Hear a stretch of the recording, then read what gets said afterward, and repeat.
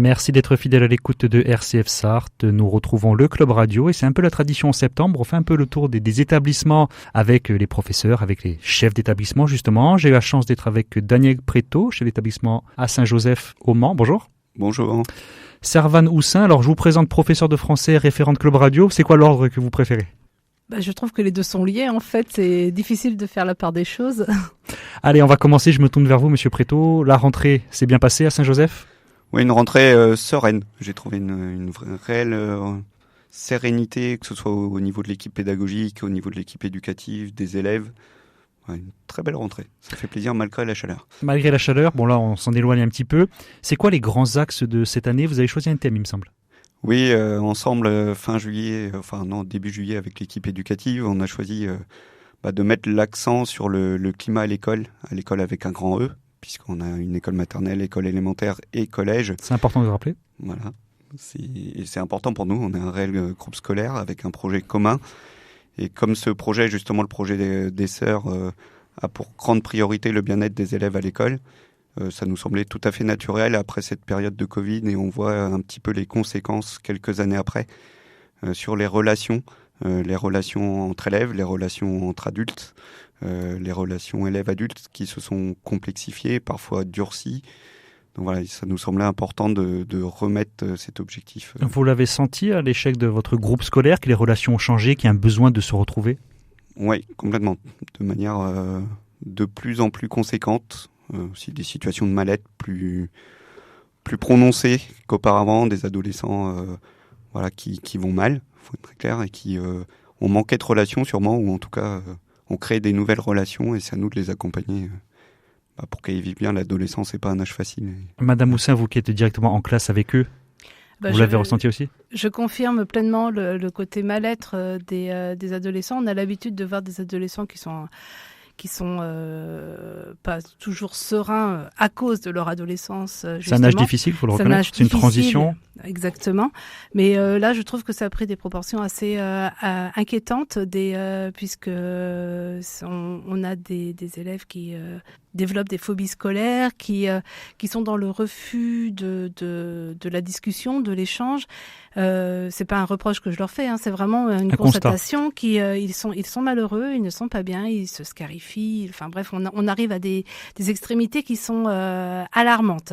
Donc travailler sur le climat scolaire, sur l'accueil de ces élèves et de leur apporter quelque chose de serein, c'est vraiment une priorité pour qu'ils puissent devenir des adultes équilibrés, tout simplement. Et justement, comment lutter contre ça ? Comment retrouver un meilleur climat ? Alors déjà, alors c'est ce qu'on s'est dit en reprenant les choses, on n'a pas tout à inventer, on avait déjà mis pas mal de choses en place, notamment toute une participation à journée au harcèlement, des temps conviviaux, des temps comme Madagascar qui regroupe tous les élèves de la petite section à la troisième, des temps d'écoute aussi des élèves qui étaient déjà mis en place, mais en effet, il me semble que ce climat est aussi à prendre en compte au niveau des adultes, où les relations entre adultes se sont aussi un peu complexifiées.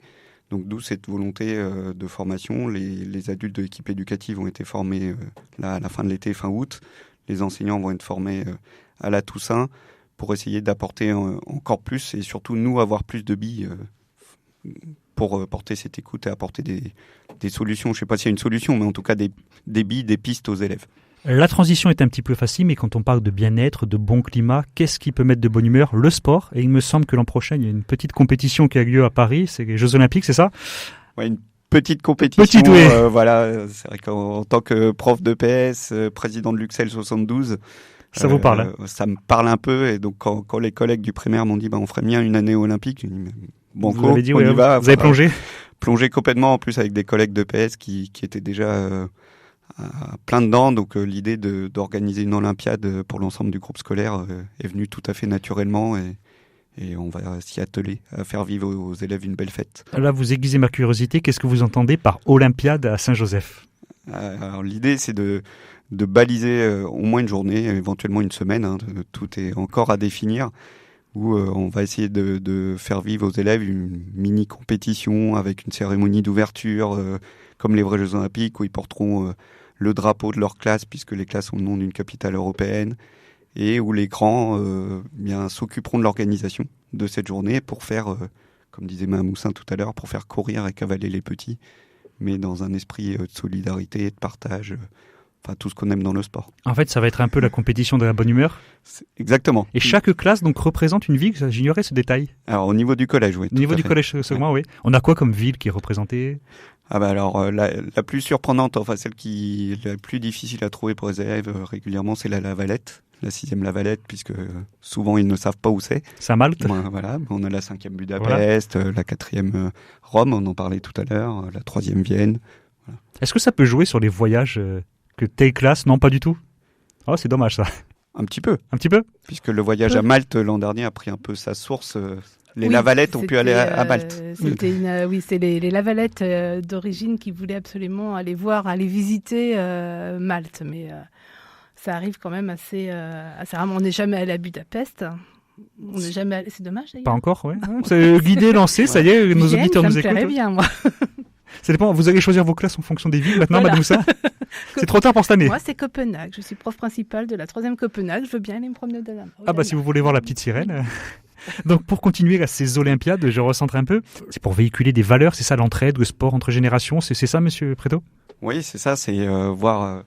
Personnellement, je trouve dans le sport, on trouve un petit peu tout. À la fois cette idée de bonne humeur, d'échange, de partage, de vivre un temps fort ensemble, un moment ensemble, mais aussi l'envie de se dépasser, de réussir pour l'équipe, pour la classe ensemble, et comment voir aussi bien des sourires, de la joie, et même pour ceux qui ont moins de compétences au niveau sportif, et bien se sentir porté par le groupe et vivre ce moment-là ensemble fait que on a des fois des belles surprises. On sait que l'inclusivité, c'est hyper important pour l'enseignement catholique, notamment à Saint-Joseph. Donc, ça va aussi aider les élèves qui sont porteurs de handicap ? Ils vont participer ?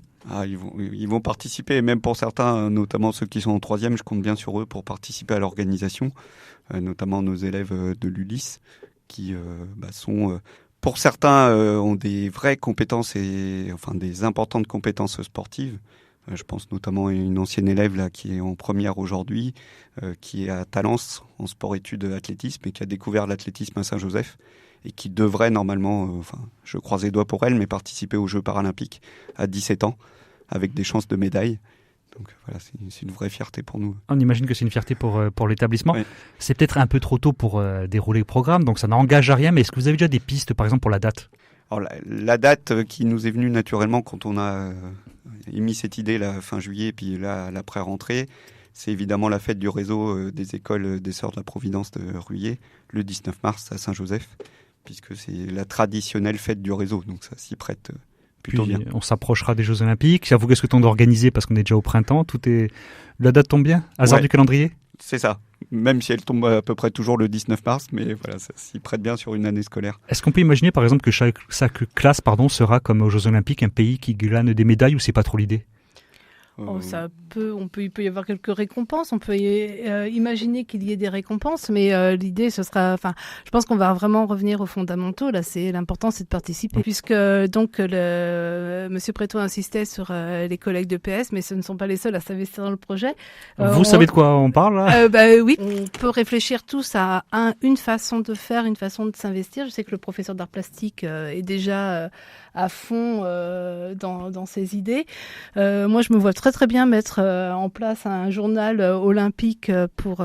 chacun amène ses compétences, chacun amène quelque chose. Voilà, on peut tous amener quelque chose. Alors effectivement, par contre, ça reste encore à cadrer et à écrire tout ça. Mais c'est un beau projet en tout cas. On est un peu tôt dans l'année, c'est vrai. Et après les Olympiades, alors un projet qui est peut-être un peu plus concret, on est en plein dedans, c'est le Club Radio. Mm-hmm.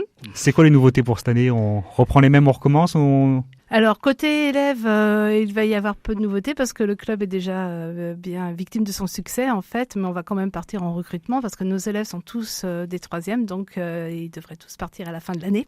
Ils sont soudés maintenant, ça, ils se connaissent. Ils se connaissent très bien, ils travaillent très bien ensemble, ils échangent leurs idées, ils arrivent à se donner des idées, à aller de l'avant ensemble. Ils maîtrisent maintenant à peu près la création d'une émission puisque ce sont les élèves qui choisissent le sujet, qui choisissent les informations qu'ils veulent apporter. Moi, j'essaye d'apporter une problématique, un petit quelque chose pour cadrer le tout, mais en règle générale, c'est quand même d'eux que vient toute la substantifique moelle de l'émission. Et donc, on parlait tout à l'heure de mettre la petite nouveauté, donc des reportages faits sur le terrain. Ah, une riche idée, je sais pas qui l'a eu, mais de revenir à ça. Mais, donc, oui, des petits reportages, par exemple, quand il y a les Olympiades, ça serait une bonne idée. Les Olympiades, ou bien avant. ou même eux, quand ils vont... je repensais notamment à une occasion ratée l'année dernière, un élève qui allait au Grand Prix Explorer, comme il y a eu ce week-end, et qui souhaitait faire des reportages justement sur place et qui n'a pas fait parce que par manque de matériel, par manque... peut-être aussi par manque d'ambition de notre part, on ne l'a pas assez... Puis c'est quelque chose qui leur parle, là. J'imagine que là, ça a dû leur faire quelque chose. Vous avez des élèves qui sont allés voir, qui en parlent?